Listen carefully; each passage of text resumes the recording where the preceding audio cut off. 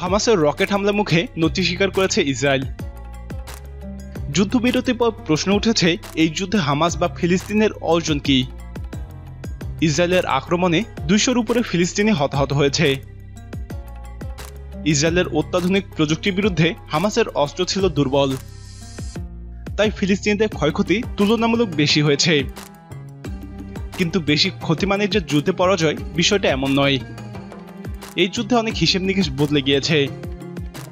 ফিলিস্তিনিদের মৃত্যুর দুঃখ দিলেও এর অনেক ইতিবাচক দিক রয়েছে। ভিয়েতনাম যুদ্ধে আমেরিকার 57,000 মতো সেনা নিহত হয়, যেখানে ভিয়েতনামিজ মারা যায় 10 লাখের মতো। কিন্তু যুদ্ধে ভিয়েতনামই জয়ী হয়েছে। আফগান যুদ্ধে সোভিয়েতদের থেকে মুজাহিদিনদের ক্ষয়ক্ষতি বেশি হলেও যুদ্ধে মুজাহিদিনরাই জিতে। একই কথা প্রযোজ্য আমাদের মুক্তিযুদ্ধের ক্ষেত্রেও। আমাদের ক্ষয়ক্ষতি বেশি হলেও আমরা স্বাধীনতা পেয়েছি। যুদ্ধে কে জিতেছে সেটা নির্ভর করে কার উদ্দেশ্য হাসিল হয়েছে। ইসরায়েলের রকেট হামলার মাধ্যমে আয়রন ডোমের দুর্বলতা বোঝা গেল। যদি একসাথে অনেক বেশি রকেট বা মিসাইল নিক্ষেপ করা হয়, তবে সেগুলো আয়রন ডোম ঠেকাতে পারে না। হামাসের 4000 রকেটের মধ্যে 60 থেকে 80% আয়রন ডোম ঠেকাতে পেরেছে। ইসরায়েলের শত্রুরা বিষয়টি সম্পর্কে অবগত হলো। বিশ্ব মিডিয়াতেও পরিবর্তন এসেছে।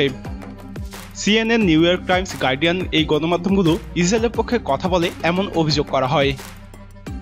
এবারে কাতারের আল জাজিরা, তুরস্কের টিআইটি এবং আনাদুল এজেন্সি ইসরায়েলের কুকর্মগুলো তুলে ধরেছে। ইসরায়েল ক্ষিপ্ত হয়ে আল জাজিরার বিল্ডিং ধসিয়ে দেয়।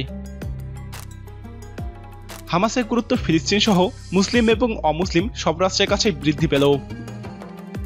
Irish MP, Australian MP mark Ruffalo, পাকিস্তানের ইমরান খান, ইরানের খামেনি, তুরস্কের এরদোগান এবং বাংলাদেশের শেখ হাসিনা সহ বেশিরভাগ বিশ্ব নেতারাই ফিলিস্তিনের পক্ষে ছিলেন। লন্ডন, আমেরিকা, প্যারিস, তুরস্ক, কাতার সহ মোটামুটি সব দেশে প্রতিবাদ মিছিল হয়েছে। এমনকি ইসরায়েলের ভিতরেও ইহুদিরা ইসরায়েলের সরকারের বিরুদ্ধে মিছিল করেছে, যা ফিলিস্তিনিদের অনুপ্রেরণা যোগাবে। পশ্চিমারা হামাসকে সন্ত্রাসী গোষ্ঠী হিসেবে দাঁড় করানোর যে চেষ্টা চালাচ্ছে, সেটা মুখ থুবড়ে পড়েছে। সারা বিশ্ব দেখেছে সন্ত্রাসী কারা, কারা মুসলমানদের বন্ধু এবং কারা শত্রু, তাও স্পষ্ট হলো। তাছাড়া ইসরায়েলকে যতটা শক্তিশালী হিসেবে দেখানো হয়, আসলে তারা ততটা নয়। হামাসের সাথেই এই অবস্থা। হিজবুল্লাহর আক্রমণে 12টা বাজত। আর মিশর কিংবা ইরানের সাথে 1 মাস টিকে থাকাও ইসরায়েলের জন্য মুশকিল।